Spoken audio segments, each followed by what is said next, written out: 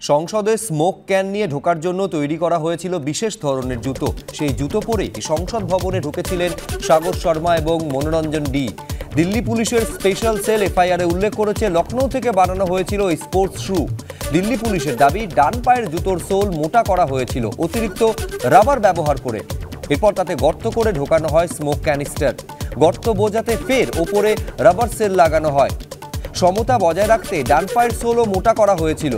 সেখানে গর্ত করারও চেষ্টা হয়েছিল বলে দিল্লি পুলিশের দাবি। পুলিশ সূত্রে খবর, সাগরের জুতোর রং ছিল ধূসর আর মনোরঞ্জন পরেছিলেন গাঢ় ধূসর রঙের জুতো।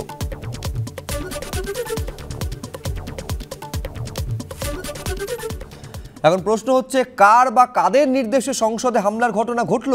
জানতে স্মোক কাণ্ডে ধৃতদের মুখোমুখি বসিয়ে জেরা দিল্লি পুলিশের।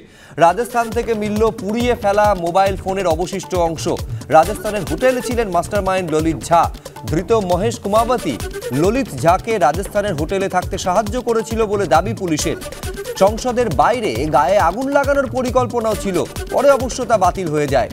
স্মোক কাণ্ডে ধৃত সাগর শর্মাকে জেরায় মিলেছে বিস্ফোরক তথ্য বলে দাবি পুলিশের।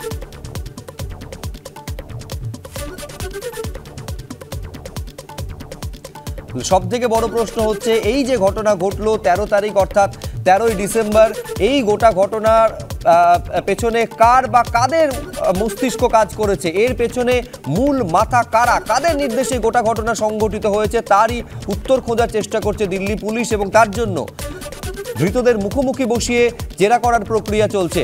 রাজস্থান থেকে ইতিমধ্যে মিলেছে পুড়িয়ে ফেলা মোবাইল ফোনের অবশিষ্ট অংশ। এই রাজস্থানের হোটেলেই ছিলেন মাস্টারমাইন্ড ললিত ঝা। ধৃত মহেশ কুমাবতী ললিত ঝাকে রাজস্থানের হোটেলে থাকতে সাহায্য করেছিল বলে দাবি পুলিশের। সংসদের বাইরে গায়ে আগুন লাগানোর পরিকল্পনাও ছিল, পরে অবশ্য তা বাতিল হয়ে যায়। স্মোক কাণ্ডে ধৃত সাগর শর্মাকে জেরায় মিলেছে বিস্ফোরক তথ্য বলে দাবি পুলিশের। সংসদে তাণ্ডবকাণ্ড নিয়ে এই প্রথমবার মুখ খুললেন মুখ্যমন্ত্রী। বাংলার কুৎসা করছে, অপপ্রচার চলছে অভিযোগ মমতা বন্দ্যোপাধ্যায়ের। সংসদ হামলার ঘটনায় বাংলার সঙ্গে কোনো যোগাযোগ নেই।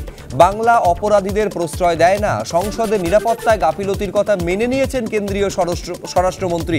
সংসদে তাণ্ডব নিয়ে প্রশ্ন তুলেছিলেন বলে ডেরেক সহ বিরোধী সাংসদদের সাসপেন্ড করা হয়েছে, মন্তব্য মমতা বন্দ্যোপাধ্যায়ের।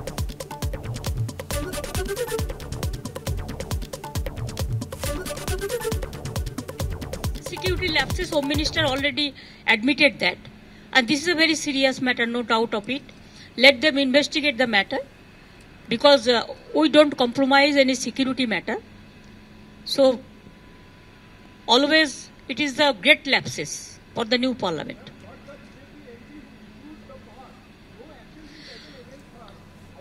That already member of parliament, let them raise the issue. They have already issued raised the issue. And that's why Derek, the leader of Rajya Sabha from Trinamool Congress Party, has been suspended. And also there are 15 other Congress and DMK MLAs, they are also suspended.